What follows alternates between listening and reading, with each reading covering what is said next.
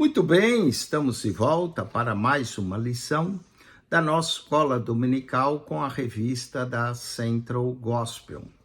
Com a revista Central Gospel, estamos estudando os ícones do Novo Testamento. Pessoas icônicas, não é, que marcaram o Novo Testamento, que escreveram o Novo Testamento. Claro que não dá para falar de todos.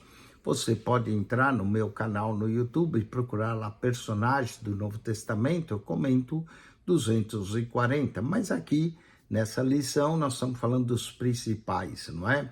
Falamos de Pedro, de Paulo, de Estevão, de Felipe. Hoje vamos abordar João Marcos. João Marcos já pertence praticamente à segunda geração de crentes, né? Apesar de ele viver ali nos dias de Jesus, jovem, era sobrinho de Barnabé, não é? Foi também com Paulo e Barnabé, foi a causa também da discussão entre Paulo e Barnabé em Atos 15, do verso 36 ao 39, mas Paulo depois disse que ele era muito útil ao ministério.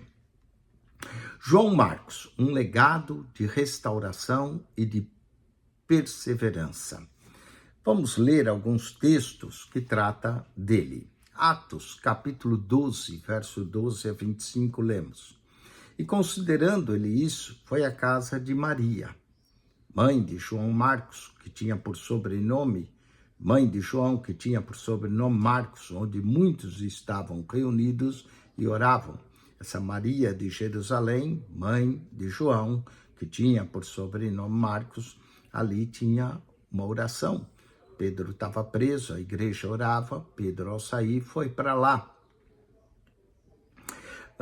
Vamos ainda em Atos 12, verso 25. E Barnabé e Saulo, havendo terminado aquele serviço, voltaram de Jerusalém, levando também consigo a João, que tinha por sobrenome Marcos. Então ele acompanhou Barnabé e Saulo para a igreja de Antioquia. Atos 15, 37 a 39, aqui nós temos a contenda que houve entre Barnabé e Paulo devido João Marcos. E Barnabé aconselhava que tomasse consigo a João, chamado Marcos, mas Paulo parecia razoável que não o tomasse consigo, aquele que desde a Panfilha se tinha apartado deles e não os acompanhou naquela obra. E tal contenda houve entre eles que se apartaram um do outro. Barnabé, levando consigo a Marcos, navegou para Chipre e Paulo foi com Silas. Colossenses, capítulo 4, verso 10, o apóstolo Paulo menciona Marcos em sua carta, também menciona em 2 Timóteo, Aristarco, que está preso, consigo vos saúde, e Marcos, sobrinho de Barnabé, acerca do qual recebesse mandamentos, e se ele for ter convosco, recebei. Aqui agora Paulo já recomenda João Marcos à igreja de Colossos. Vamos ao texto áureo. Toma Marcos e traze contigo, porque é muito útil para o ministério. Interessante, Paulo contendeu com Barnabé em Atos 15, versos 36 a 39, por causa de João Marcos, mas em 2 Timóteo 4, verso 11, menciona que Marcos é muito útil para o ministério. Então, nessa lição, nós vamos nos aprofundar nesse entendimento sobre a vida de João Marcos. Vale dizer que foi esse Marcos que escreve o Evangelho de Marcos. Ele foi, sim, um personagem notável no Novo Testamento, escritor do Evangelho de Marcos. Ele é mencionado como filho de uma Maria de Jerusalém, em Atos 12, 12. Sobrinho também de Barnabé, em Colossenses 4, 10. Filho espiritual de Pedro, em 1 Pedro 5, 13. E cooperador de Paulo, em Colossenses 4, 10, 2 Timóteo 4, 11 e Filemão, verso 24. Falemos do evangelista e sua trajetória. Há, sim, no Evangelho de Marcos, uma marca de um jovem que fugiu nu durante a prisão de Jesus no jardim do Getsêmani. Marcos, capítulo 14, verso 43 e 52. Muitos comentaristas sugerem que Marcos poderia ser esse personagem ali descrito. É como a sua assinatura no Evangelho que leva o seu nome, já que o evento não aparece em outros evangelhos. A riqueza de detalhes reforça a hipótese de que o autor relatou uma experiência pessoal ali na prisão de Jesus. E essa ideia, embora integrante, permanece conjectural pela maioria dos comentaristas. O evangelista Marcos não foi um seguidor direto de Jesus, como aponta Papias de Herápolis, um dos primeiros bispos da igreja. Ele diz que Marcos foi o intérprete de Pedro, que ele recebeu profunda influência de Pedro, e nós lemos que Pedro, em sua carta, chama Marcos seu filho, não é? Que desempenhou um papel fundamental, Pedro, na formação espiritual de Marcos. 1 Pedro 5,13. Falemos das origens. O nome João. João é um nome de origem hebraica e que significa mostrou graça, enquanto Marcos é de origem latina e significa consagrado a Marte. Essa combinação de nomes, hebraico e latino, reflete a influência cultural que havia no primeiro século, a cultural greco-romana, entre os judeus do primeiro século. Embora a cidade de João Marcos, sua cidade natal, não é mencionado, Marcos aparece inicialmente em Jerusalém, como filho de uma Maria, chamada Maria de Jerusalém, Atos 12, verso 12 e 25, sugerindo que tinha vivido ali com sua família por um período significativo. Sua mãe, Maria, é citada em Atos 12, 12. Com base nessa referência, ela pode ser uma mulher de recursos, pois sua casa era suficiente, espaçosa, para receber os cristãos primitivos. Ali, na casa da mãe de João Marcos, havia uma igreja. E Pedro, após ser libertado da prisão, dirigiu-se a esse lar. Sabia que lá os irmãos estavam reunidos orando. Alguns estudiosos sugerem que esse poderia ser também a localização do cenáculo, onde ocorreu a última ceia, a aparição de Jesus, a descida do Espírito Santo. A ausência de menções do pai de Marcos pode indicar que essa Maria era viúva. Vamos mais adiante. Os últimos dias. João Marcos é mencionado pela última vez em 1 Pedro 5,13, onde aparece ao lado de Pedro em Babilônia. A maioria dos estudiosos entende que Babilônia refere-se simbolicamente à cidade de Roma, Apocalipse 14:8, Apocalipse 16:19, 17:5, 12:2, 10:21, onde João Marcos possivelmente fixou residência e escreveu o seu evangelho, baseado nos relatos de Pedro, como Papias disse. Marcos foi intérprete de Pedro.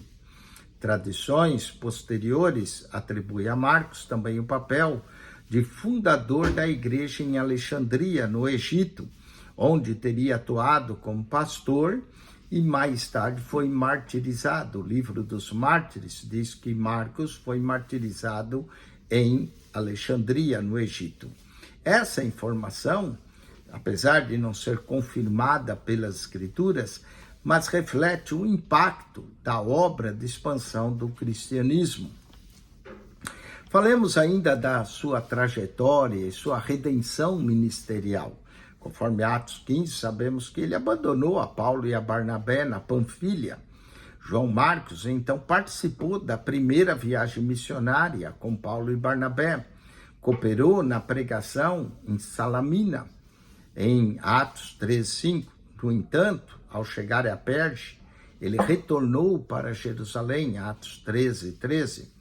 Paulo interpretou essa ação e esse ato como um abandono. E aí Paulo recusa a presença de Marcos na sua segunda viagem, o que causou uma séria contenda e desentendimento entre ele e Barnabé. Atos, capítulo 15, versos 36 e 40, conforme lemos na leitura bíblica inicial. Apesar disso, com o passar do tempo, Marcos se mostrou um colaborador confiável, tanto para Paulo quanto para Pedro, 2 Timóteo 4:11, Filemão 24 e 1 Pedro 5:13. A pergunta é: por que João Marcos voltou para Jerusalém? As razões da partida dele não são explícitas no texto bíblico, Atos 13:13, mas estudiosos das Escrituras oferecem algumas hipóteses baseadas no contexto histórico e cultural da época. Primeiro, Marcos poderia ser jovem demais e sentiu saudades de casa. Correu para sua mãe, não é? Segundo, a pressão de evangelizar entre gentios podia ter lhe causado desconforto. Parece que ele era um judeu, especialmente no momento de tensões éticas e culturais entre judeus e não judeus na igreja, Atos 15, verso 1 ao 29. Terceiro, outra opção, ele pode ter enfrentado dificuldades em lidar com personalidade firme e determinada de Paulo, optando por trabalhar em outra localidade. Sabemos que Paulo era exigente. Quarto, ele pode não ter se adaptado às condições marítimas, rudimentares da época e da sofrimento da pregação, da obra missionária. Por fim, ele ainda pode ter receio diante de desafios como confronto com Elimas em Chipre, Atos 13, 6-12, pode ter sido um fator decisivo em sua escolha. Há um outro comentarista também que disse que os jovens eram presos e vendidos como escravo, e talvez Marcos ficou com medo de ser preso e vendido como escravo no meio entre os bárbaros ali. Independente da razão de sua desistência inicial, aqui o importante é dizer que não determinou o fim de seu ministério. Uma falha não determina o fim, mas foi um ponto de partida para o seu amadurecimento espiritual. Falemos também da reconciliação de Marcos e Paulo. O nome Marcos reaparece nas epístolas paulinas durante o aprisionamento de Paulo, possivelmente em Roma, quando Paulo escreve Colossenses e menciona Marcos em Colossenses 4:10. A Bíblia não detalha o momento exato que houve essa reconciliação, mas indica que Marcos se tornou um importante colaborador do apóstolo dos gentios. Em Filemão, Paulo menciona Marcos como cooperador, Filemão, verso 24. Em sua última carta a Timóteo, ele destaca a utilidade de João Marcos no ministério, 2 Timóteo 4:11. A Bíblia não diz por que João Marcos, novamente, decidiu voltar para casa, mas nos conforta saber que a desistência não o fez perder a espiritualidade. Com o tempo, motivado por Barnabé, ele tornou-se um dos principais líderes da igreja primitiva, impactou a vida de muitos com sua fé e com o seu evangelho, o evangelho de Marcos. Vamos agora então falar do evangelho, o escritor do primeiro evangelho. Após atuar em Chipre e em outras localidades, Atos 15:39, Colossenses 4:10, 2 Timóteo 4:11, João Marcos tornou-se um auxiliar de Pedro, possivelmente em Roma, identificado por Pedro em 1 Pedro 5:13 como Babilônia. E fontes do primeiro século, como os pais da igreja, Papias de Herápolis, afirma que Marcos atuou como intérprete de Pedro. Escreveu um evangelho baseado em relatos do apóstolo Pedro. Outros escritores, como Irineu, Tertuliano e Clemente de Alexandria, reforçam a autoria, atestando que Marcos redigiu um relato fiel da pregação de Pedro. Então vejamos o propósito do Evangelho de Marcos. Diferente do Evangelho de Mateus e de Lucas, o Evangelho de Marcos não apresenta Jesus de forma biográfica. Seu objetivo principal é destacar a obra de Cristo, por meio das ações, dos milagres poderosos de Jesus. Ele retrata o Messias como um servo sofredor e também como um rei salvador, e como que venceu demônios, enfermidade, a morte, enfatizando sua missão redentora. Essa abordagem torna o evangelho dinâmico, cheio de ações, repleto de movimentos, como observa Justino Martí, que afirmou que Marcos compilou eventos diretamente relatados por Pedro, complementados por suas próprias recomendações e documentos adicionais. Também o fato de mencionar tanto demônio lembra-nos em Atos, capítulo 10, 38, a pregação de Pedro na casa de Cornélio, como Deus ungiu a Jesus com o Espírito Santo para desfazer as obras do diabo. Vamos à estrutura e composição canônica. A narrativa de Marcos reflete a pregação oral da época, o querigma da igreja, que é a pregação. Ela é organizada retoricamente também para facilitar o ensino. Sua estrutura segue o padrão do sermão de Pedro na casa de Cornélio, destacando os principais eventos da vida e missão de Jesus, Atos 10, 34 a 43, bem como Atos 13, 23 a 33. É amplamente aceito que esse evangelho foi escrito em Roma, entre os anos 60 a 65, possivelmente durante o período em que Marcos acompanhou Paulo, Colossenses 4:10. Irineu e outros historiadores reforçam que sua redação do Evangelho ocorreu em Roma, com o propósito de registrar a mensagem apostólica para gerações futuras. Falemos do destino e a mensagem. Escrito para os cristãos de Roma, o Evangelho de Marcos foi concebido para fortalecer a fé dos seguidores de Jesus durante o período de perseguição promovido pelo imperador Nero. Marcos destaca que, embora tenha sofrido, ele venceu o sofrimento e a morte. O evangelista apresenta Cristo como o Filho de Deus, logo no primeiro verso, princípio do Evangelho de Jesus Cristo, Filho de Deus, Marcos 1:1, Marcos 1:11, o Filho do Homem também, Marcos 2:10, 8:38, o Messias, Marcos 8:29, o Senhor, Marcos 1:3 e 7:28. Após a morte de Pedro e outras testemunhas oculares, a mensagem precisava ser preservada. E o Evangelho de Marcos cumpriu esse papel, transmitindo verdades fundamentais à nova geração de cristãos.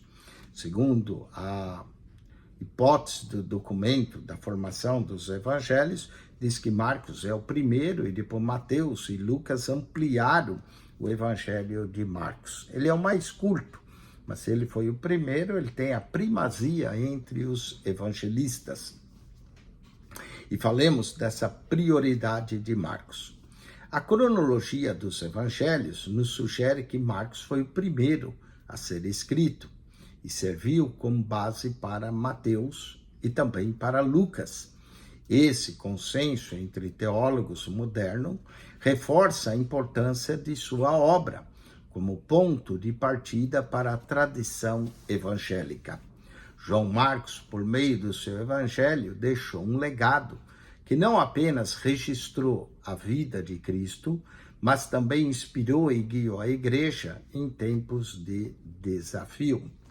Vamos ao quarto e último ponto da nossa lição: lições da vida de Marcos para a jornada de fé. Podemos tirar algumas lições da vida e da história de João Marcos para nós. Primeiro, vemos um chamado que supera a opinião humana. A trajetória de João Marcos revela que as opiniões negativas de outras pessoas a nosso respeito não devem nos desviar jamais do chamado divino. Apesar de ser visto por Paulo e outros como alguém que prejudicou a missão inicial conforme Atos 15:39, ele persistiu no serviço a Deus. Sua experiência nos ensina que o julgamento humano não tem a palavra final quando confiamos na direção do Senhor. Assim como Marcos continuou em seu propósito, devemos lembrar que ele é capaz de transformar até mesmo as críticas em oportunidades de crescimento espiritual. Falemos agora da redenção por meio da conduta constante. João Marcos nos ensina que uma vida marcada pela perseverança, constância, pode mudar percepções e restaurar relacionamentos. Sua conduta reta e seu compromisso renovado com o evangelismo levaram Paulo a reconsiderar sua visão sobre ele, evidenciando em suas cartas posteriores, como Colossenses 4:10, 2 Timóteo 4:11. Essa mudança, transformação, mostra que quando permanecemos fiéis a Deus, Deus opera em nossas vidas e na percepção que outros têm de nós e promove uma reconciliação e novas oportunidades de servir. Assim como Pedro teve uma nova oportunidade quando negou depois Jesus 3 vezes. Vamos ao 4:3, a cooperação que transcende a conflitos. A reconciliação entre João Marcos e Paulo é um testemunho poderoso de que a obra de Deus suplanta quaisquer desentendimentos. Marcos permitiu ser perdoado porque reconheceu a importância de sua missão, colocando o reino de Deus acima das disputas humanas. Filemão, verso 24.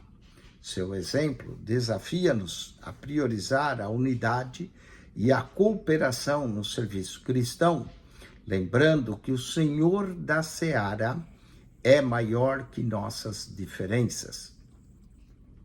O fracasso como alicerce para a transformação. A história de João Marcos ensina que nossos erros não definem nosso futuro. Sua dificuldade inicial serviu como base para sua transformação. Com o apoio de Barnabé e a graça de Deus, ele cresceu como líder, como escritor de um dos evangelhos, impactando assim a igreja primitiva de maneira duradoura até os nossos dias, o Evangelho de Marcos. Sua jornada nos inspira a entregar nossos momentos de fraqueza ao Senhor da Seara, confiando que Ele os usará para moldar nosso caráter e cumprir o seu propósito em nossas vidas. Conclusão: João Marcos nos deixou um legado de perseverança, reconciliação e dedicação à obra de Deus.